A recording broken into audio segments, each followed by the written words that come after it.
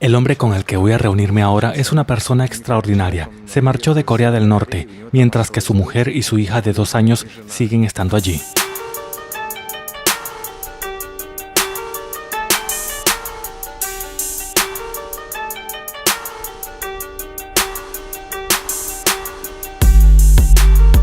Me quedé sin dinero y sin comida, no tenía nada para alimentar a mi hija. Fui al bosque a recolectar conos de pinos.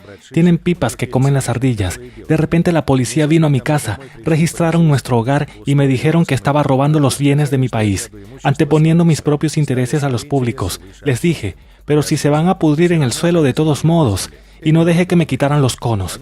Me contestaron que volverían más tarde.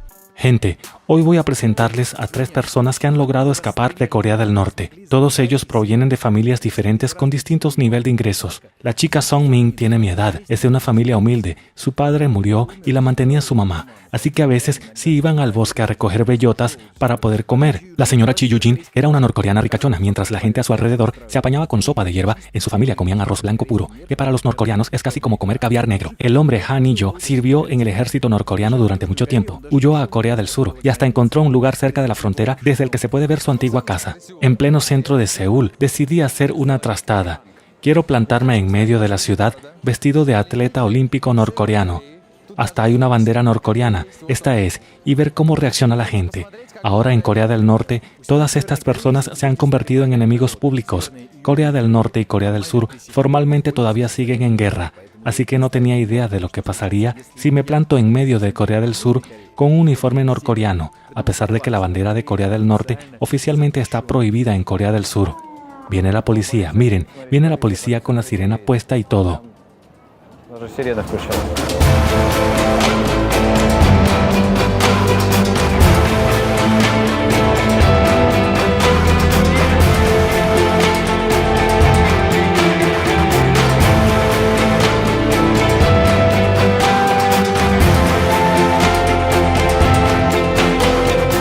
Si les ha gustado la película, pueden agradecerme a mí y a mi equipo haciendo un donativo mediante Patreon, PayPal. Así podremos grabar más videos nuevos e increíbles para todos ustedes. Los enlaces para hacer el donativo están en la descripción. Corea del Sur, el país al que se han trasladado todos nuestros protagonistas, ha pasado por una impresionante transformación en los últimos 60 años. De ser un país asiático pobre, se ha convertido en una de las mayores economías del mundo, entre las 20 primeras. Aquí en Corea, uno va caminando y piensa en lo moderno, cómodo y sobre todo tecnológicamente bien organizado que está todo, tanto los servicios como los productos para la gente. Y claro, por un lado te da envidia, pero por otro te das cuenta de lo bueno a lo que se debe aspirar. Mi padre trabajaba en la central eléctrica en Bukon. Bukon es una ciudad del interior de Corea del Norte donde no se permite la entrada a extranjeros. La BBC informaba de que los norcoreanos estaban probando un misil balístico cerca de allí, por lo que es probable que la central eléctrica del padre de nuestro héroe esté en un área secreta y restringida. Trabajaba también que lo ascendieron a presidente, pero mi padre no pudo afiliarse al partido porque en Corea del Norte tenemos el llamado Songbun. El Songbun es un fichero personal que los servicios norcoreanos van elaborando desde la niñez de uno. Cuanto más leal seas tú o tu familia al régimen, mejor será el Songbun y viceversa. Mi abuelo a escondidas estuvo ayudando a los militares surcoreanos cuando llegaron. Por eso ninguno de los 5 hermanos de mi padre pudo ingresar al partido. Mi padre se presentó para afiliarse al partido y el secretario del comité del partido le dijo que su Songbun era malo, lo que no le permitiría ingresar al partido y el puesto se lo dieron a otro trabajador. Mi padre discutió con ese secretario y después de eso toda su vida empezó a ir cuesta abajo. Solo bebía, así es como vivía. Para mí es un recuerdo muy malo porque mi padre era guapo e inteligente y leal a su familia y solo por problemas con el partido, un hombre así lo perdió todo y bebió hasta morir. Pegaba a mi madre y hacía muchas cosas mal. Entonces me preguntaba por qué lo estaba haciendo, pero ahora comprendo que el gobierno norcoreano arruinó la vida de mi padre y destruyó nuestra familia. Esta manera de vivir llevó a mi padre a la tumba, murió borracho bajo las ruedas de un coche. De momento, el perro llama más la atención que yo.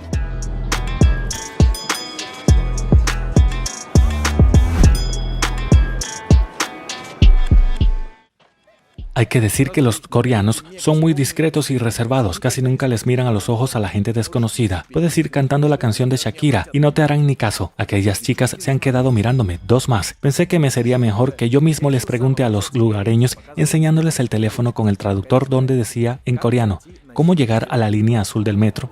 I'm sorry. Esa es la primera reacción. Les enseño el teléfono con el traductor donde les pregunto en coreano, ¿cómo llegar al metro? Simplemente levantó la mano como diciendo, anda, y siguió caminando. Iba con otro señor mayor. También se dio la vuelta y le enseñé la pantalla. Pero eso solo la generación de los mayores. Solo los mayores porque aún se acuerdan de la guerra de Corea del Sur con el norte. Hubo mucha brutalidad por parte de ambos bandos y los surcoreanos de más edad recuerdan la forma en que los norcoreanos trataban no solo a los militares surcoreanos, sino también a las personas que les ayudaban. Algunos de esos métodos los sigue utilizando el gobierno norcoreano, pero esta vez con su propia gente. Como dicen, para meter miedo a los demás, golpea fuerte a los tuyos. Cuando tenía unos 10 años, presencié una ejecución con disparo de rifle. Cuando cogen unos rifles y disparan, lo vi con mis propios ojos, una ejecución así. La mayoría de las personas nacidas en Corea del Norte han visto estas ejecuciones porque lo hacen públicamente. Por ejemplo, si te dedicas al comercio ilegal o has intentado escapar, consideran que has traicionado al país. ¿Saben lo que quiero decir? Así que para mostrar a todo el mundo que ese tipo de conductas son malas, se ejecutan públicamente. Cuando yo era joven, ese tipo de escenas me aterrorizaban. Entonces, de hecho son ejecuciones públicas, ¿no? Sí, en el barrio donde vivía, en el pueblo, hay lugares donde puede reunirse mucha gente. Por ejemplo, en una... creo que se llama Centro Administrativo del Barrio. Allí reúnen a todos, desde los más pequeños hasta los más grandes. Se llama Imnimban. En cada distrito hay una persona a cargo de los que viven en ese barrio y esa persona avisa por radio a todos para que se reúnan en un lugar determinado a una hora dada. Por ejemplo, que todos se reúnan en un lugar indicado al mediodía. Allí comienza el juicio y dicen, has hecho esto o lo otro, por eso te vamos a ejecutar públicamente. Y entonces comienza la ejecución como tal. Amarran a la persona a un árbol. Sí, en la calle. Tras atar a la persona, salen 7 soldados, cada uno con un rifle en la mano. Cargan una bala cada uno. A esta gente le dan 7 balas. Alguien dispara a la cabeza. Dicen que cada uno tiene asignado al que tiene que disparar. Así son las cosas. 7 personas salen y disparan. En la provincia de Yangandu, de la que nos habla Song Min, nació el líder supremo, Kim Jong-il. Según la versión oficial de Corea del Norte, un arco iris doble apareció en el cielo y una estrella muy brillante se iluminó en el momento de su nacimiento. Esto no es una exageración ni una metáfora, es lo que realmente dicen sus libros de texto. Nació cerca de la montaña más alta y venerada del norte de Corea. ¿Por qué esa montaña en particular gozaba de prestigio incluso antes de que el gran líder naciera allí? No lo sé. Pero eso es lo que realmente les cuentan a los niños en las aulas en las clases de historia. En Corea del Norte, desde el parvulario hasta la escuela, solo se habla de los Kim todo el tiempo. Los Kim fueron quienes encendieron el fuego, aprendieron a trabajar la piedra, lucharon contra los japoneses e inventaron una forma de acercar algo que está muy lejos, escogiendo la tierra mediante el arte del taoísmo. Estos son los datos que desde el nacimiento hasta la muerte inculcan a todos en Corea del Norte. Cuando Kim Jong-il murió, la gente se la tomó como si hubiera muerto el mismísimo Dios.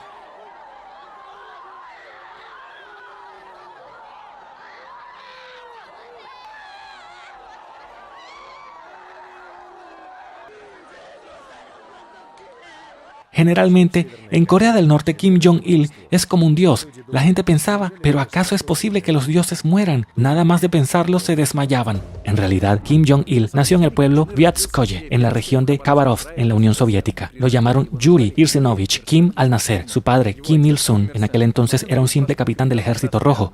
Y solo más tarde, las autoridades soviéticas decidieron nombrarle presidente de un país recién constituido. Los dirigentes norcoreanos lo saben, por supuesto, pero no se apresuran a decirle a su pueblo que su país nació gracias a la Unión Soviética. Esto no les aportaría beneficio alguno. Solo puede haber un rey y un dios, nada de mentores. Por eso Corea del Norte durante décadas ha estado borrando de las fotografías históricas a los representantes de la Unión Soviética que aparecían junto a la familia de los Kim. Se ha redactado toda la historia de los años 40. Han quitado a todos los generales soviéticos. Hay una foto de Kim Il-sung con la Orden de la Bandera Roja. También han quitado la Orden de la Bandera Roja. ¿De verdad? Permítame que la busque. Una de las fotos más famosas de Kim Il-sung es el 14 de octubre de 1945. Aquí vemos al futuro gran líder con el distintivo. A su lado está el comandante Mikhail Khan. Detrás de él están los generales Lebedev, Romanenko y Chishyakov, los 3 generales más importantes de la época soviética. Fíjense en las banderas que aparecen al fondo. Detrás está la bandera soviética y al lado está la bandera tradicional coreana de los grandes comienzos, que ahora es la bandera surcoreana porque los surcoreanos la conservaron y los norcoreanos la cambiaron. Así es como lo presenta ahora Corea del Norte, así. Nadie en absoluto. Es verdad, no aparece nadie. Y fíjese, Kim Il-sung tampoco tiene la orden en el pecho. La fotografía tiene signos de haber sido fuertemente retocada y así se viene publicando desde la década de 1970. Incluso le pusieron un pedestal. Bueno, lo han dibujado, vamos. Sí, probablemente lo dibujaron. No solo han recortado de las fotos a los personajes de la Unión Soviética, sino también a los coreanos que en algún momento empezaron a discrepar con el partido y fueron reprimidos. El objetivo del sistema es que si alguien se portó mal, en algún momento se peleó con Kim Il-sung y fue reprimido, está mal representar a esa persona junto al líder, porque entonces demuestra que el líder pudo haber tomado una decisión equivocada y recuerda a los demás que esas personas fueron influyentes en algún momento de la historia. Por lo tanto, en estas fotos se aparenta que esas personas nunca existieron. Ahí está la policía, voy a preguntarles a ellos. I'm sorry, hablan idioma extranjero.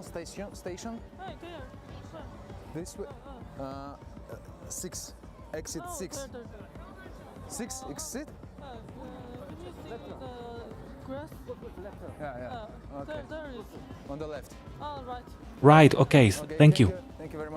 Los policías no ven que les estamos grabando, pero ven claramente lo que llevo puesto. En este momento un policía mira directamente hacia la bandera de Corea del Norte en mi pecho.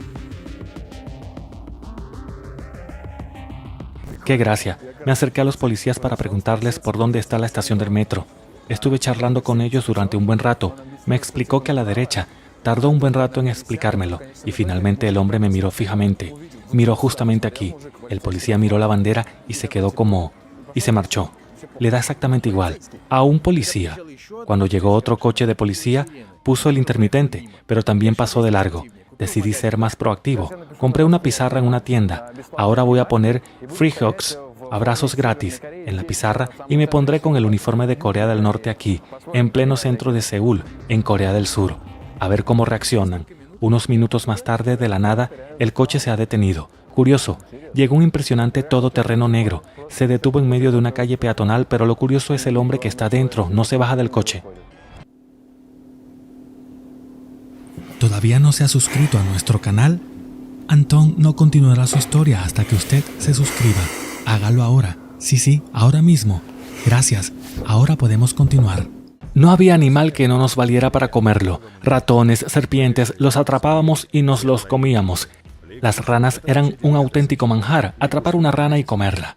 Han y yo sirvió como oficial en el ejército de Corea del Norte. Después del ascenso, el gobierno promete ayudar a los militares con comida, alojamiento y dinero. Yo fui muy leal al gobierno, con todo mi corazón. Venir a Corea del Sur, ni se me pasaba por la cabeza algo semejante. Cuando estaba sirviendo en el ejército pensaba que tenía que seguir el rumbo de Kim Jong-il, pero cuando volví tras terminar mi servicio en Corea del Norte, fue como la edad de piedra. Sin embargo, de alguna manera había que vivir y comer, porque yo tenía un hijo. Recogí algunos conos de pinos y los traje a casa, pero de repente los agentes de la ley, que aquí los llaman policías, registraron mi casa y llegaron a la conclusión de que con toda seguridad no solo había recogido los conos caídos, sino que también había robado los del vecino. Pregunté, ¿pero por qué si no los había robado? Dijeron que estaba robando la propiedad de mi país, poniendo mis propios intereses por encima del interés público. Yo dije, de todas formas se pudrirán en el suelo, los tirarán. Les dije, tengo un hijo, tengo que darle de comer con estos conos. Les dije que no los devolvería y me contestaron que volverían más tarde. Han y yo pensaba vender los conos a la tienda local porque allí hacían harina con ellos y la añadían a la bollería. Pero resultó que los policías también tenían sus planes para esos conos. Al parecer los cambiaban esos conos por alcohol en una cervecería. Estos agentes, los 5, volvieron a presentarse en mi casa a eso de las 2:30 de la madrugada. Armaron tanto escándalo como si se hubiera caído algo. Estaban muy borrachos. Siguieron exigiendo los conos. Tenemos un dicho, hasta la lombriz de tierra se retuerce si la pisas. Incluso el insecto más pequeño tiene su coraje. Sin estos conos, mi familia estaría pasando hambre. Me golpearon y comenzó una pelea. Eran 5 y nos peleamos. Me golpearon las manos. Yo también respondí y así sucesivamente. Al final se armó una pelea muy gorda. Yo también luchaba con todas mis ganas y me dieron una paliza tremenda. Con 5 personas te puede caer una paliza tremenda. Yo gritaba, exigía mis conos. Al final, después de todo eso, a mi casa vinieron los del gobierno central de Pyongyang. Vinieron y abrieron una investigación. Nací en una familia adinerada. Debido a mi procedencia acomodada, me enviaron a Pyongyang, donde servía en una unidad militar, Hogwisal-jeongbu. La unidad se llama Supreme Guard Command, en inglés, algo así como el Servicio de Seguridad Presidencial, que protege al presidente. Estos tipos corriendo detrás de la limusina de Kim Jong-il son los del Supreme Guard Command. Protegen a toda la familia presidencial. Es la unidad de seguridad más elitista de Corea del Norte. Tiene 3 brigadas de combate, varias unidades de guardaespaldas, un batallón de construcción, una clínica propia. Chi Yu-jin trabajó allí de enfermera.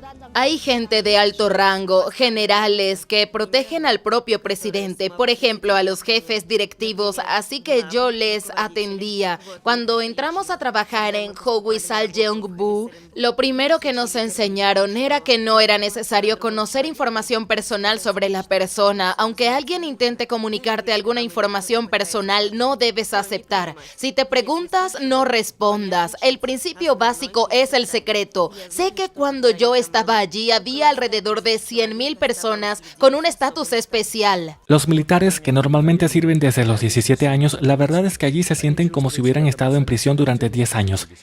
Y la razón por la que el gobierno norcoreano los tortura tanto es solo una: el miedo a que se escapen.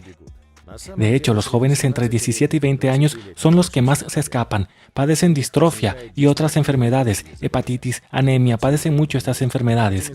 Las organizaciones internacionales enviaban ayuda humanitaria a Corea del Sur, alimentos en grandes cantidades, pero nunca los hemos llegado a recibir. Entre aquellos por lo que yo respondía personalmente, la atención médica que recibían era excelente. A donde sí no va a parar toda la ayuda médica humanitaria de la ONU. La ONU lo trae y ellos se quedan con todo. Chi Yu-jin llegó a formar parte de la unidad de élite gracias a su padre, que era un alto funcionario con un sonbun muy bueno. También era muy rico. Adivinen cómo se ganaba la fortuna.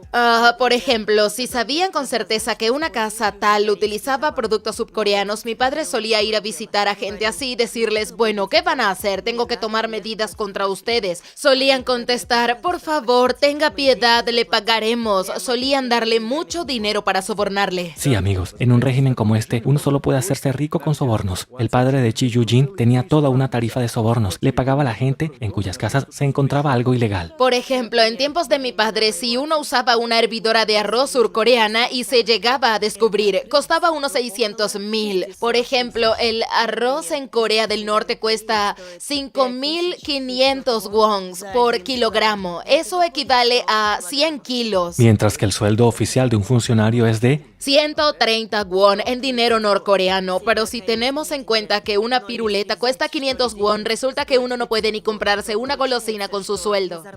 Bueno, parece que uno podía hacerse una fortuna a base de sobornos. Cuando los demás comían sopa de hierbas, nosotros comíamos arroz blanco. Los días de festividades nacionales íbamos al pueblo, picábamos un cordero, lo troceábamos y hacíamos una barbacoa. En el colegio, por ejemplo, yo entonces era como una princesa, porque en el colegio tienes a un maestro que te controla. Por ejemplo, tienes que venir a la escuela a las 7:40, porque a las 8 de la mañana empiezan las clases. Yo venía a las 8:30, agarraba mi mochila y corría a la escuela. Dormía, jugaba y salía a pasear. Ninguno de los profesores jamás me dijo nada por saltarme las clases o algo así, y con las notas me pasaba lo mismo. La verdad, hasta segundo de primaria, yo estudiaba sola y sacaba buenas notas. Luego, a partir de tercero, la reputación de mi padre estudiaba por mí. Incluso cuando no aprobaba los exámenes, igual sacaba sobresalientes. Cuando estaba en la secundaria, tenía muchas ganas de ponerme una minifalda y maquillarme, pero me arrancaban los pendientes de las orejas y no podía ponérmelos de ninguna.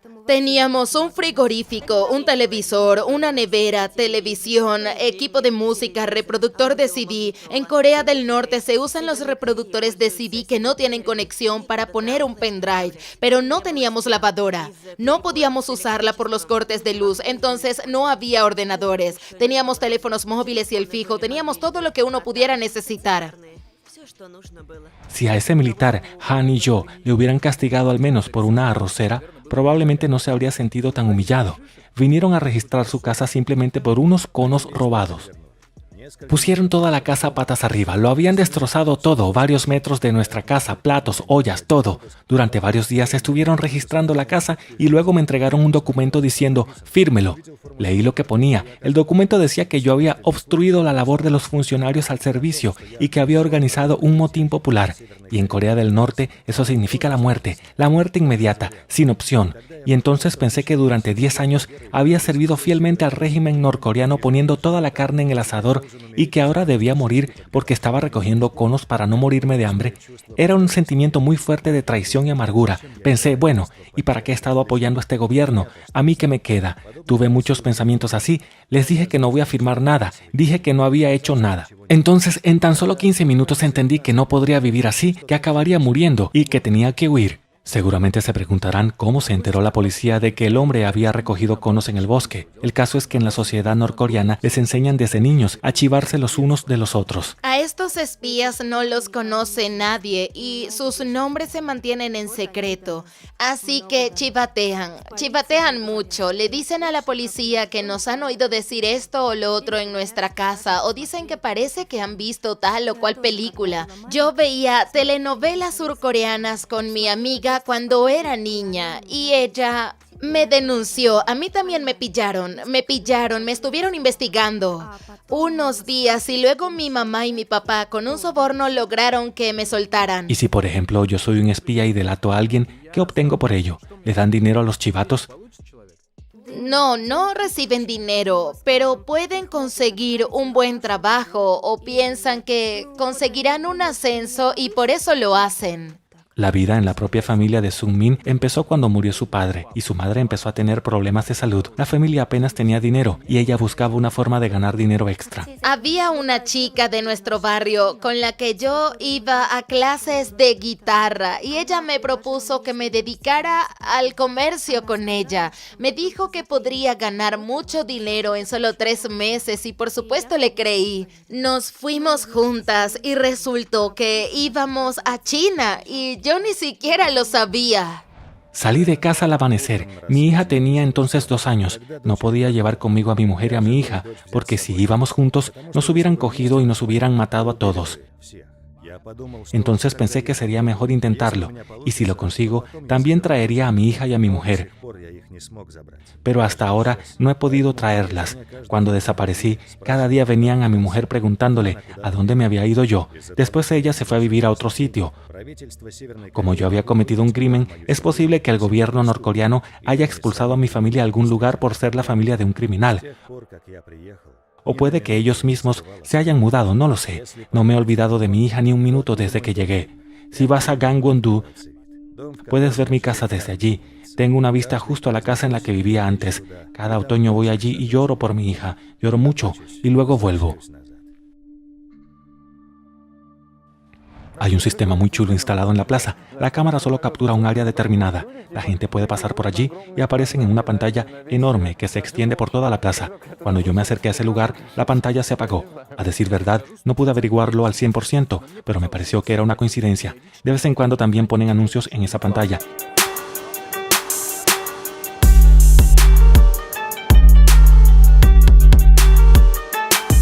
Incluso el loco del barrio se alejó de mí. Pasan 5 minutos y ni un solo abrazo. 10 minutos. 20 minutos. Oh, thank you very much. ¿De dónde es usted? De Singapur. A mi lado pasa un grupo de ancianos coreanos. Abuela, ¿nos damos un abrazo? Abuela, venga, vamos. Risitos ha pasado de mí. El abuelo coreano me miró como si quisiera pegarme, no entendí por qué. En Corea del Norte es peligroso pasear por la noche. Además, venden a muchos niños. A mí también me pillaron de esa manera. Cuando me ofrecieron un trabajo, pensé que solo trabajaría 3 meses y luego volvería a casa. Como no había nadie más en la familia que pudiera trabajar, la madre de Sung-min, ya enferma, iba a peor. Así que la chica decidió aceptar la oferta de su amiga de ir a un lugar sin que ella le dijera a dónde iban. Salimos con mi amiga y cruzamos el río. El agua me llegaba hasta aquí. Uno no podría ni nadar allí. Fuimos andando. ¿A pie? Sí, juntas, cogidas de la mano. Había un riachuelo muy pequeño y ya nos estaba esperando un intermediario. ¿Pero no había soldados allí? Pues sí, pero fuimos al atardecer y ni siquiera había luz de la luna. De hecho, si te pillan en la frontera, fácilmente te pueden tirotear. Mi amiga y yo habíamos quedado en que si nos caía un foco de luz deberíamos ir bajo el agua. La mayoría de la gente como yo en China no podía decir ni una palabra. No sabíamos a dónde nos llevaban. Las alojaban en una casa con hombres. Eran jóvenes, no sabían hablar chino, tenían hijos. Todos los días sufrían palizas por parte de sus esposos. Ahora hay muchas que están así. Incluso ahora, por ejemplo, hay una mujer que estudia conmigo. Parece que tiene unos 25 años y su hijo ya tiene 8. La vendieron para casarse cuando era menor de edad a los 17 y dio a luz a un niño no deseado. Por eso digo que la gente no tiene derechos, simplemente venden a las personas como objetos y los envían Dios sabe a dónde. Cuando empezamos a hablar del tipo del hombre al que llevaron a Song Min, se sintió incómoda. Seguramente no quiso contar lo peor que le pasó. La entiendo, es una chica. Según su versión, no la vendieron, sino acabó en una familia que la acogió como a una hija y luego le dejó marchar. La verdad es que no quise presionarla, porque estaba claro que le había pasado algo muy fuerte. La razón por la que yo salí huyendo de Corea del Norte fue porque mi padre había muerto. Estaba en Pyongyang y de repente me llamaron de casa para decirme que mi padre estaba enfermo, que entre hoy y mañana iba a fallecer. Era la primera vez que volvía a casa en 6 años. Ya no era un piso, se habían mudado a una habitación. Parecía una habitación trasera para los guardias, era muy pequeña. Así fue cuando sentí que ya no podía volver a casa de mis padres. En el hospital teníamos que pagar todo el momento. Cuando vieron cómo estábamos viviendo ahora, ya no nos recibieron con los brazos abiertos, así que lo dejé todo y le dije a mi padre que me iba. Me dijo que no, que volviera a Pyongyang, pero entonces cogí todo mi dinero y me fui de casa. Fue duro para mí, incluso tomé unas pastillas, quería morirme, pero entonces pensé que me iba a enfrentar a este régimen una última vez. Eso pensé. Por accidente recurrí a la mafia, a los matones. Les dije que no podría vivir aquí, que tenía que ir a China. Y simplemente escapé de la mano con otra mujer. Hace unos 2 años costaba unos 12 millones de won. Y ahora cuesta 18 millones de won para ir de Corea del Norte a Corea del Sur.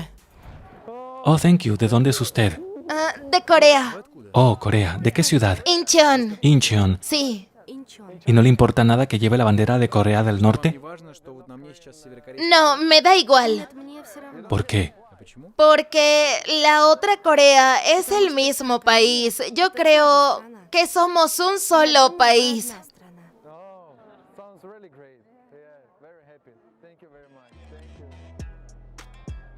Caí derretido. La coreana me abrazó.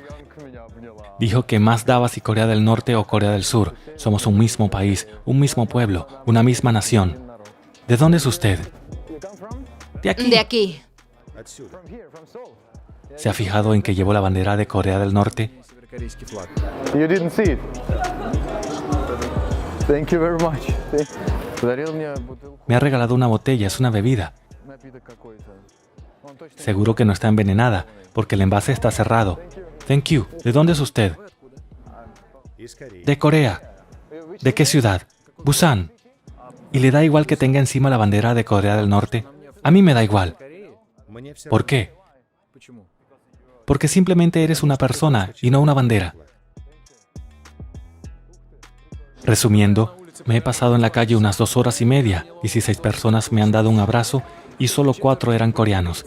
No puedo decir que sean muchos, porque muchos coreanos miraban, leían, luego levantaban la vista hacia la bandera, hacia mí y apartaban la mirada. Sobre todo los mayores, claro, pero aún así 4 chicos me abrazaron.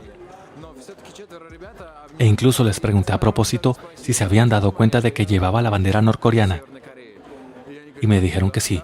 Y un chico me dijo que no le importaba quién seas o de dónde vengas, ¿qué importa eso? Si eres una persona, eres un individuo concreto. En realidad, esto es muy fuerte, porque lo más fuerte es cuando tu mente no depende en absoluto de lo que ves en la televisión o de lo que escuchas a tu alrededor. Cuando tu opinión no se va formando a partir de lo que ves en la tele, no por lo que oyes decir a la gente a tu alrededor. Cuando tienes una estructura propia clara, eso es lo más fuerte. Es genial que tengan eso. Hoy Song-min está estudiando en una de las universidades más prestigiosas de Seúl y la señora Chi Yu-jin trabaja en Corea del Sur protegiendo la salud y seguridad laboral de los que han logrado escapar de Corea del Norte. Ahora está embarazada. Y Han-hee no trabaja para una emisora de radio que aboga por una Corea del Norte libre. Intenta sonreír, pero todos sus movimientos son muy bruscos, con mucho nerviosismo. La verdad, nunca le desearía a nadie pasar por lo que pasó él. Mi hija, la que tenía 2 añitos, ahora ya habrá cumplido los 7 u 8 años, la edad a la que los niños van a la escuela, y ni siquiera he podido comprarle una mochila. No pude comprarle ropa. Cuando vine aquí, vi cuánta ropa bonita había, niños pequeños que iban en autobús con uniformes preciosos, y cada vez que los veo pienso que si tuviera a mi hija conmigo, ella podría hacer lo mismo. Es mi mayor pena, no haber podido traerla aquí hasta ahora, y estando inmerso en estos sentimientos de remordimiento, me he dado cuenta de lo difícil que es vivir con ellos. También para mí es muy duro, mucho. He tomado la decisión de vivir, pero no con remordimientos, sino esperando el día de poder reencontrarme con ella. Viviré bien y seré fuerte, y me presentaré ante ella aquí, en Corea del Sur, como un verdadero padre fuerte. Si les ha gustado la película, pueden agradecerme a mí y a mi equipo haciendo un donativo mediante Patreon, PayPal. Así podremos grabar más videos nuevos e increíbles para todos ustedes. Los enlaces para hacer el donativo están en la descripción.